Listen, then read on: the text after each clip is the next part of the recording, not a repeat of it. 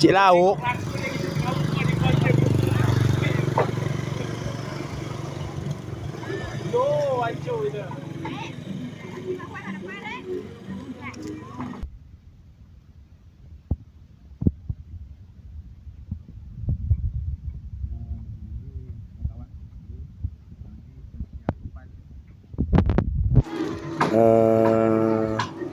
Turnamen ibu-ibu yang sedang buat warung.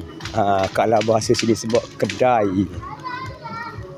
Kalau video saya ni agak goyang, saya mohon maaf lah ya. Kerana saya tidak pakai tripod kawan-kawan. Saya pakai pegang je HP kawan-kawan. Saya pakai pegang.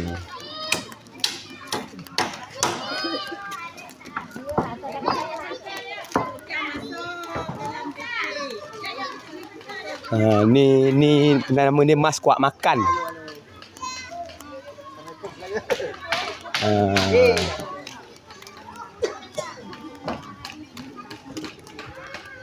Ni mak-mak rempong ni. Ni mak rempong. Si Pira.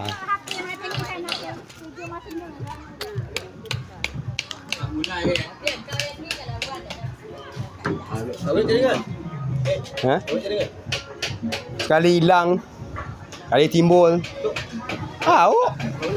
Lo kali hilang, kali timbul. Mak lupa nanya keadaan setumpah dia ikut Dia lewat Okey.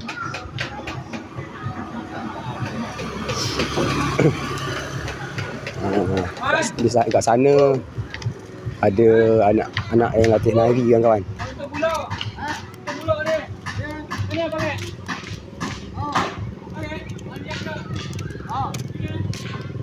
Ada podeng. Wah, ganteng dia dah. Pada tukang tu. Ada tukang ni. Oh, mahal boyo ni. Kalau saya dijual dia apa yang tak boleh. Dah, bahaya kerja macam tu.